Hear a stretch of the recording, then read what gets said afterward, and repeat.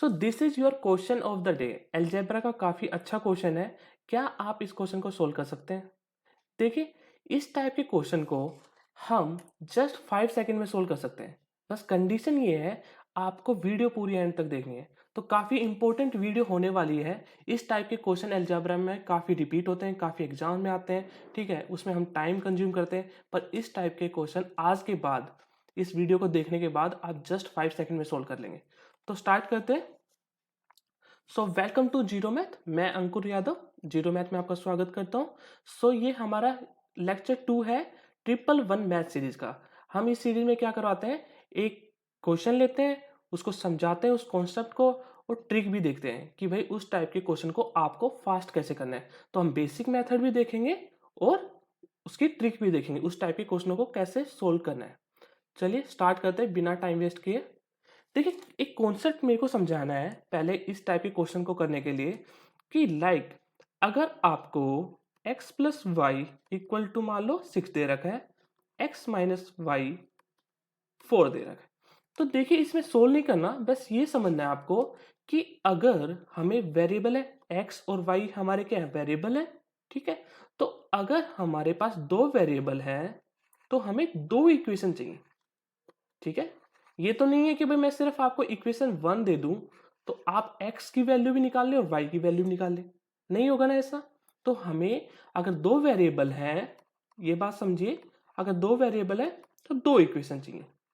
ठीक है, ऐसे ही अगर मैं बताऊं आपको कि x plus y equal to 8 है, y plus z equal to 6 है, तो यहां पे कितने वेरिएबल हो गए भाई? सिंपल सी बात है, x वेरिएबल हो गया, y वेरिएबल हो गया और z वेरिएबल हो गया। तीन वेरिएबल हो गया, तो यहाँ पे आप सोल्व नहीं कर सकते, क्योंकि भाई यहाँ पे इक्वेशन एक और इक्वेशन दो, दो इक्वेशन है। आपको एक इक्वेशन और चाहिए, मतलब ऐसे z प्लस कुछ भी दे रखो, 4 मान लेते हैं। तो यहाँ पे क्या है, आपको तीन इक्वेशन चाहिए। तो मतलब क्या है भाई, तीन वेरिएबल है, तो आपको आंसर निकालने के लिए, एग्जैक्ट आंसर निकालने के लिए तीन इक्वेशन चाहिए। तो जितने वेरिएबल हैं उतने ही हमें इक्वेशन चाहिए। ठीक है, पर अब आपको ट्रिक यहीं से बनती है। ट्रिक क्या है, सिंपल बात है कि अगर आपको दो वेरिएबल है और सिर्फ एक इक्वेशन दे रखी है, ठीक है, तो आप क्या करेंगे, एक जो वेरिएबल रह गया उसको फिक्स कर लेंगे। मतलब कि भाई मान लो हमें ये वैल्यू, ये सिर्फ इक्वेशन 1 दे रखी है, तो हम क्या करेंगे, y को कुछ भी मान सकते हैं। ठीक है, ये हमारी छूट है। अगर हमें दो इक्वेशन दे रखी हैं, ठीक है, और तीन वेरिएबल है हमारे पास, तो हम क्या करेंगे, एक वेरिएबल को कुछ भी फिक्स कर लेंगे। देखिए, क्वेश्चन से ज्यादा अच्छे से समझ में आएगा। स्टार्ट करते हैं, अभी क्वेश्चन देखते हैं, कुछ एग्जांपल देखते हैं, उससे आपको अच्छे से समझ में आएगा। देखिए, यहाँ पे आपके स्क्रीन पे कुछ क्वेश्चन है। देखिए, अब इस क्वेश्चन में क्या कर रखा है, a minus three b equal to 5 है, तो आपको इस इक्वेशन की वैल्यू निकालनी है। देखिए, बेसिक से करना इतना मुश्किल नहीं है, पर टाइम कंज्यूमिंग है। अगर आप बेसिक से करेंगे, आपको बेसिक में क्या करना है, इसका बोथ साइड क्यूब करना है। ठीक है, वहां से वैल्यू आ जाएगी आपकी। मेरे को वो नहीं समझाना, मेरे को आपको इसको फास्ट कैसे करेंगे वो समझाना है, कि 5 सेकंड के अंदर कैसे करेंगे वो देखेंगे। ठीक है, तो देखिए, अभी आप बताइए कि यहाँ पे हमारे पास भाई a ये वेरिएबल है और b वेरिएबल है, तो हमारे पास इक्वेशन क्या है, सिर्फ एक इक्वेशन है, पर हमारे पास वेरिएबल क्या है, दो है। तो हम क्या करेंगे, एक वेरिएबल को कुछ भी मान लेंगे। ठीक है, तो यहाँ पे हम क्या करते हैं, वेरिएबल को, भाई अब एक बात बताओ, हमें कुछ भी मानना है तो सिंप्लीफाई करने के लिए हम जीरो मान लेते हैं। तो b की वैल्यू हमने मान लिया जीरो। ठीक है, तो यहां पे हमें क्या मिला, इक्वेशन 1 क्या हो जाएगी अब हमारी, a इक्वल टू 5। ठीक है, यहां से आपका क्वेश्चन सोल्व हो गया। कैसे, अब देखिए, हमने b जीरो माना, तो ये वाला पार्ट हमारा क्या हुआ, जीरो, क्योंकि यहां पे भी जीरो है, ये भी जीरो हो गया, ये भी जीरो हो गया। तो हमारा बचा क्या, a क्यूब माइनस 25, और 5 का क्यूब क्या होगा भाई, 125 माइनस 25 इक्वल टू 100। ये हमारा आंसर हो गया, सिंपल। ठीक है, चलिए अब और एक क्वेश्चन और देख लेते हैं, फिर अच्छे से समझ में आ जाएगा आपको। देखिए, यहाँ पे क्या है, यहाँ पे हमारी इक्वेशन 1 है, ये इक्वेशन 2 है।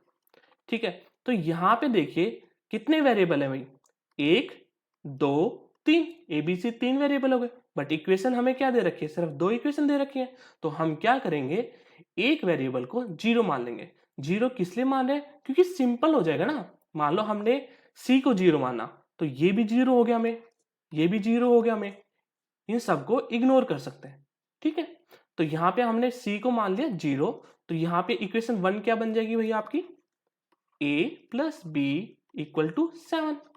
और यहां पे क्या सेकंड इक्वेशन क्या बन जाएगी, ए बी, ये भी 0 हो गया भैया आपका, ये वाला पार्ट जो है ये 0 हो गया और ये भी 0 हो गया, तो ए बी इक्वल टू 12। ठीक है, अब आते हैं हमें निकालना क्या है, तो ये वाला पार्ट सब 0 हो गए, बचा क्या ये वाला पार्ट, तो इसको ले लो। तो हमें क्या है, a b, a plus b, और यहां से हम वैल्यू पुट कर सकते हैं। तो ये हमारा क्या हो गया भाई, ए बी की वैल्यू क्या है 12, तो 12 लिख देंगे, और a प्लस बी की वैल्यू क्या है 7, यहां पे 7 लिख दें, तो आवर आंसर विल बी 84। ठीक है, देखो कितना सिंपल हो गया।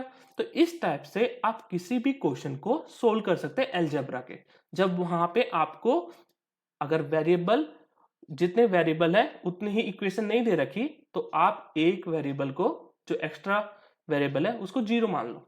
ठीक है, आपको देखना पड़ेगा कौन से वेरिएबल को 0 मानने से फायदा हो रहा है। ठीक है, ये बात आपको थोड़ा सा अपना दिमाग यूज करना पड़ेगा, क्योंकि देखिए यहां पे हम क्या करते हैं, मान लो इसमें, इस क्वेश्चन में जो फर्स्ट क्वेश्चन था, इसमें मान लो हम a को भी 0 मान सकते हैं, आंसर निकल जाता। देखो a को 0 मानोगे तो क्या होगा, -3 इक्वल टू 5, तो b इक्वल टू क्या है, -5/3। देखिए तो खराब सा थोड़ा सा रिजल्ट आ गया ना, तो इसको पुट करना पड़ता हमें। ठीक है, तो उसमें टाइम लगता, तो इसलिए हमने b को 0 माना ताकि सिंपल सी वैल्यू आ जाए a की। ठीक है, तो आई होप आपको समझ में आ गया होगा। अभी भी नहीं समझ में आया तो आप कमेंट कर सकते हैं। देखिए अब अपने क्वेश्चन पे आते हैं। अब क्वेश्चन में क्या है, a plus b equal to 2c, और हमें इस वाले इक्वेशन की वैल्यू बतानी है। ठीक है, तो देखिए यहां पे क्या है भाई, हमारे पास a b c 3 वेरिएबल है, और हमारे को चाहिए 3 इक्वेशन, तो अब हम क्या कर सकते हैं, 2 वेरिएबल को 0 मान सकते हैं। ठीक है, अब देखो यहाँ पे सीखने की क्या बात है, ये क्वेश्चन मैंने इसलिए लिया है, आप एक बात समझना इस कॉन्सेप्ट में। देखिए अगर हम c को भी 0 मान देते हैं, ठीक है, c 0 हो गया, और b को भी 0 कर देते हैं, ठीक है, तो a भी 0 हो गया। भाई यहाँ पे सबकी वैल्यू 0 होगी, जब ये इक्वेशन सेटिस्फाई करेगी।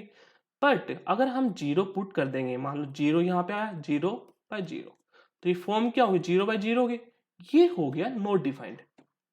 तो बस आपको इस ट्रिक में एक चीज ध्यान रखनी होगी कि 0/0 फॉर्म ना बने, और डिनोमिनेटर में भी 0 ना बने, और आप कुछ भी कर सकते हो, लाइक कुछ भी वैल्यू मानो। ठीक है, बस ये ध्यान रखो कि 0/0 फॉर्म नहीं बननी चाहिए और डिनोमिनेटर में 0 नहीं बनना चाहिए, क्योंकि वो तो मैथ्स का रूल ब्रेक कर दिया ना, नॉट डिफाइंड हो जाएगा।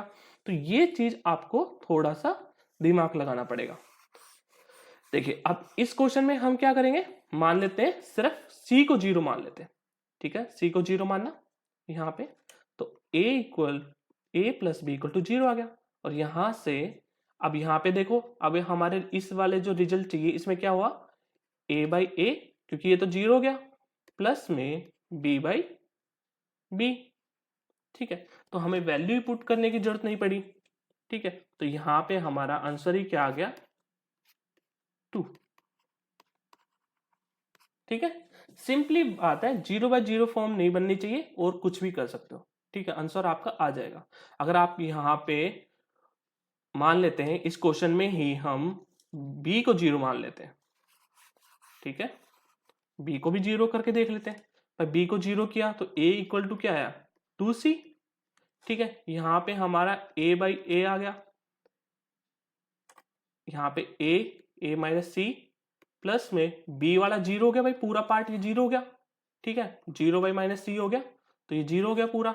तो यहाँ पे अब क्या करेंगे भाई, यहाँ पे a की वैल्यू पुट कर दो, तो a की वैल्यू क्या होगी, 2c, और यहाँ पे नीचे क्या है, a की वैल्यू 2c माइनस c, तो our answer is 2c/c, c से c कैंसिल, यहाँ पे भी क्या आएगा, 2 आंसर।